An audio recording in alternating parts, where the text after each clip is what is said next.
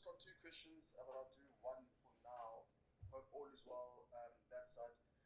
Just want to ask, does it help, or let me say, do you feel it's an advantage having played Afghanistan in the same conditions you might likely face against Ireland? Yeah, I think conditions are, you would think, would be relatively similar, but the 2 days of training, I do find them slightly different, but that's in terms of the pitch itself. In terms of the heat, the humidity, things like that, obviously it's been great to get out here earlier and be exposed to it, and it feels a little bit more normal now, even though it's still really hot. But yeah, I think there'll be learnings we can take from that previous series. From a conditions side, there'll be a few learnings that we can take and try implement it into this following series that's to come. Thanks, Nathan. We'll take the next one from Telford. Thanks, Missy. Can you hear me? Yeah. We can, yes. Excellent. Aiden, just looking at the results against Afghanistan, I think a lot of people won't factor in that it was an experimental side, to say that. And I wonder if does that add to pressure on your shoulders? It feels as if you lose even one of these 5 games against Ireland, you're going to get written up as a disaster. Or am I overplaying things? I guess people are always going to have an opinion from the outside.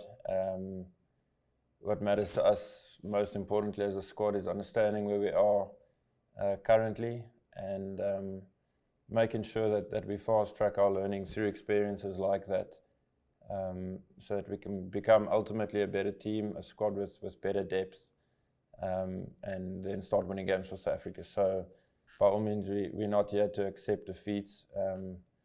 I think I've said it in quite a few press conferences that I'm not the greatest loser, and neither are the boys in the dressing room. So we're definitely here with a mindset to win, of course, but also to just keep that slightly bigger picture in mind. Thanks, Telford. Kaniso? Thank you very much, Lucy. Good afternoon, Aiden. Good afternoon to everyone.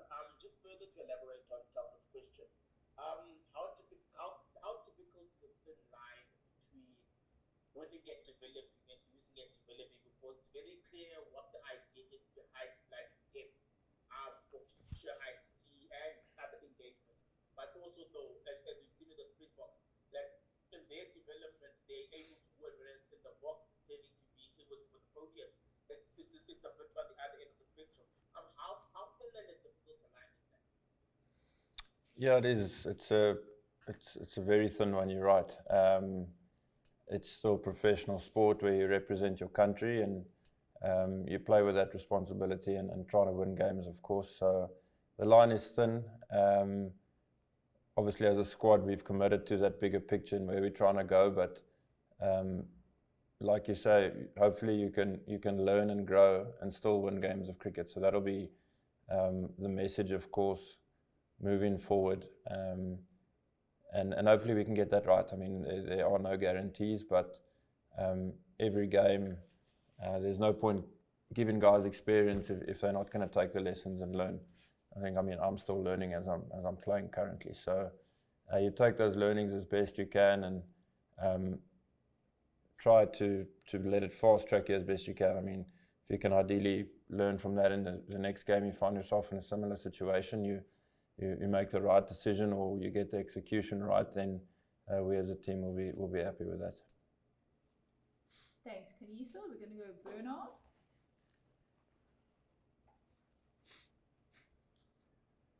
Just 1 second while I activate that. There we go. Bernard, let me know if you can... Hi, can you hear me now? Yeah. Yes, there we go. Good. Hi. Sorry about that. Hi, Aiden. Good evening to you. Just one question from myself. Obviously, you're coming off the back of having lost your World Cup final to India, played Afghanistan, playing Ireland. Speaking to Ireland's coach yesterday, Heinrich Milan, he was talking about a new cycle for Ireland. Is that the same for yourself? Do you feel that as you face Ireland and also subsequently in a few weeks' time you face Sri Lanka and India? Does starting a new cycle, does it make your task, obviously it's more exciting, but is it more difficult as well as skipper, do you think?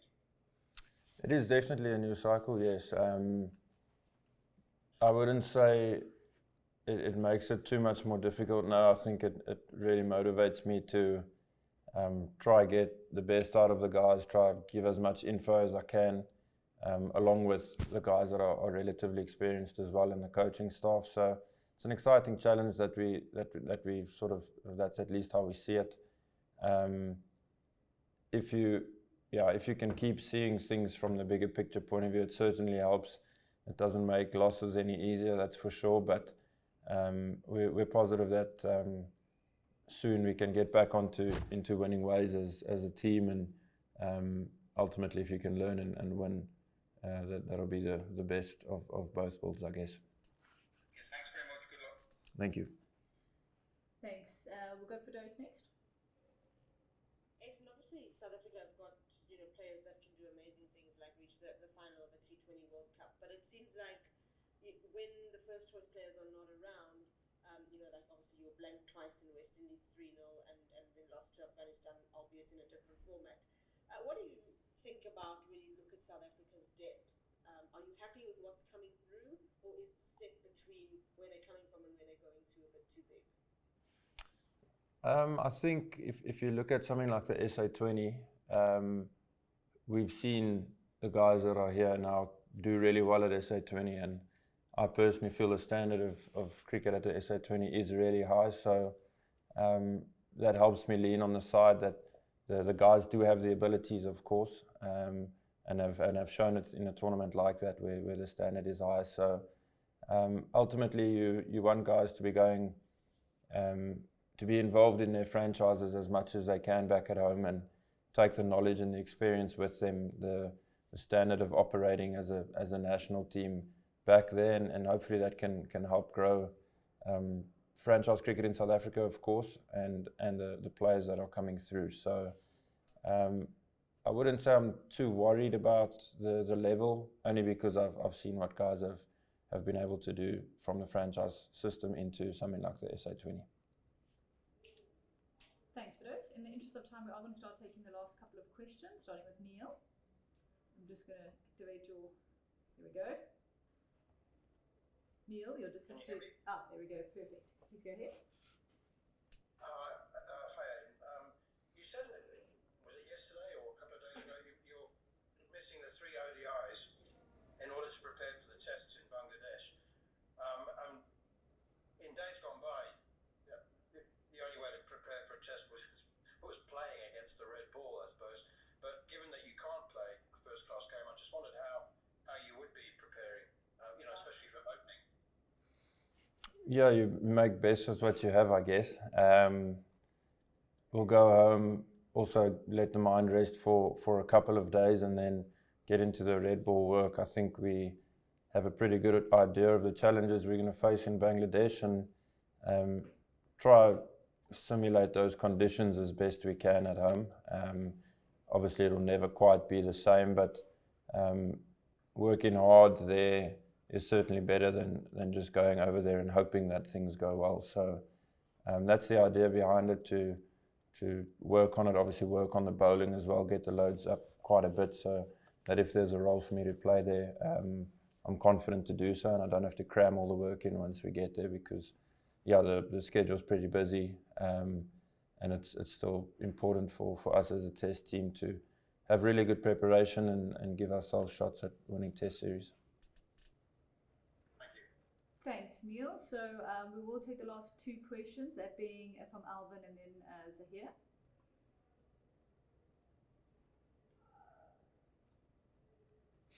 Can you hear me okay?